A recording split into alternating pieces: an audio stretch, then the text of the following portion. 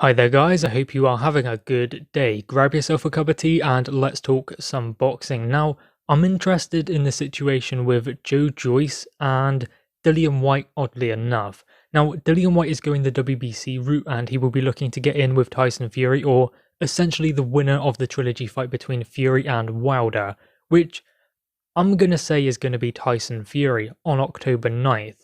If that date actually happens, I mean, it has been put back a few times, so if that actually goes ahead, then I'm betting on Tyson Fury to win. Now, of course, Dillian Whyte is going to be hoping to get his mandatory shot next year. According to Eddie Hearn, he is already looking at proceedings to try and force that position as a mandatory to the WBC champion, so he will be hopeful of getting his opportunity. Now, on the other side, Joyce has recently beat Carlos Takam, and he will likely go in as the next mandatory after Alexander Usyk to Anthony Joshua, so they are on completely different routes, but it is questionable as to who could get their world title opportunity first. Could it be Joyce or could it be Dillian Whyte? Now, I would like to say Dillian Whyte, and I do believe that it will be because Alexander Usyk is currently the WBO mandatory, so we cannot expect a mandatory to come with that organisation fairly soon. Probably not next year, more likely in 2023. So with that in mind, are we realistically going to believe that Dillian Whyte is going to get his shot in 2023, or will it be in 2022, which is when it should be? I mean, there is no reason, or there wasn't no reason, why it could not happen this year. I mean, Tyson Fury Wilder was going to go ahead on July 24th, so you would think that the right thing to do would be for Tyson Fury to face Dillian Whyte this year, then he can go into Undisputed without the worry of a mandatory. That is, of course, if he was able to win, but obviously that won't be happening now, with Tyson Fury's fight being moved back to October, meaning that will be the only fight for Tyson Fury this year, just as Anthony Joshua fighting Alexander Usyk will be the only fight for him this year, and it has really been disrupted by the talks for Undisputed that never came off. It is such a shame about that because that has pushed the heavyweight division back a bit and made it a bit more difficult when trying to make it next time, if that could be possible, because there could be more mandatories involved, possibly a WBC mandatory in Dillian Whyte, which I'm going to be real, there should be, and there is the possibility that there is a WBA mandatory coming in the way for Anthony Joshua, so that could present a new set of issues. I mean, there is a situation with the WBA at the moment, which means that Daniel Dubois should be mandatory to Trevor Bryan, who is WBA regular champion, so maybe that does make it a bit easier for AJ to not have a mandatory, but he hasn't had one since 2018 in September when he fought Alexander Povetkin, so that was 3 years ago. There is a possibility that a mandatory with that organisation could come around, but more specifically when talking about mandatories, the main one that does stick out for me is Dillian Whyte and his situation, and I am wondering about how loyal the WBC are going to be to Dillian Whyte and how committed they are to giving him his opportunity. We haven't seen it thus far, but hopefully things could change in the future. I do believe that that could be a motivating factor in him going out to the US to try and push a bit more for the WBC mandatory slot by fighting in America and making his presence known a bit more on the world stage. Fighting in the UK, having a great fan base, then going to the US and putting on the kind of displays he is capable of, explosive and exciting fights. Maybe then he can push a bit more to try and force them into giving him his mandatory opportunity. I believe that that could be a major factor in him going to the US, not just for his next fight, but the one after as well.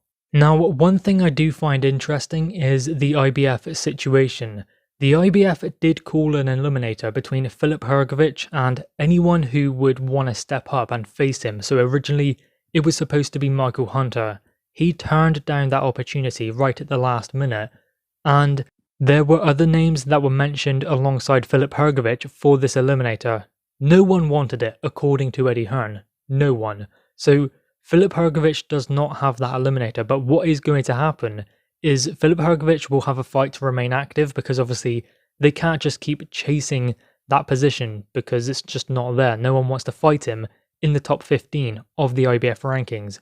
So that doesn't seem possible. But what they will do is Filip Hrgović will have a fight and then they will go through it again. So after Filip Hrgović has had his next fight, his, I guess, keep busy fight, then they will try and make their eliminator once again.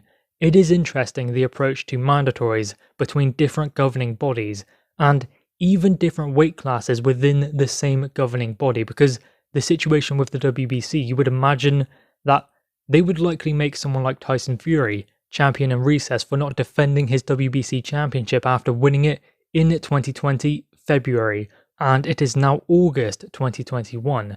So there is the possibility that in a different weight class he would be made champion in recess, and Dillian Whyte, as WBC interim champion, would be upgraded to world champion. Then he would fight, say, Deontay Wilder.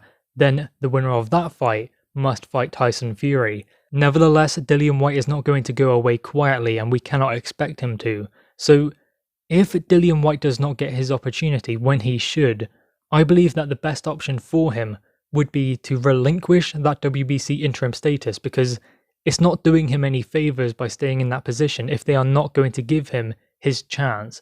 Then we would have to believe that he would be in the top 15 rankings with all of the governing bodies, meaning he could be lined up for an eliminator with, say, Filip Hrgović.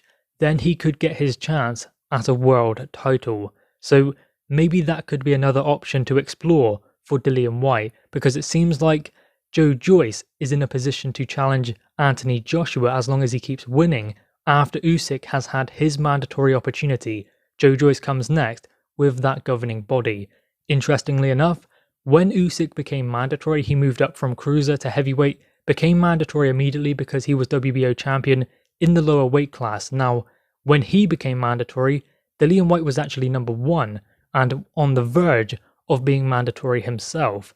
So had Usyk not moved up, he would now be in a position of Usyk at the moment fighting AJ for the unified heavyweight world titles. Even if things played out the same way as they have done, and Usyk moved up, becoming mandatory, if Dillian Whyte did not have that WBC interim status, he would now be in the position of Joyce, because he was number 1 then, so he would likely be the next mandatory after Usyk. So you have to wonder if the longer route, as it seemed back then, was actually the faster route, rather than putting his faith in a different governing body.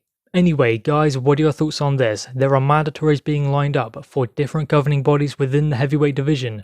Dillian Whyte should be at the top, he should be the next one to get his opportunity. But I'm not entirely convinced that he will be the next one to have his chance. It doesn't seem that way at the moment, but he is clearly pushing for it. Anyway guys, what are your thoughts on this? Make sure you leave your thoughts in the comments below. Also leave a like and grab that subscribe button. Thanks guys.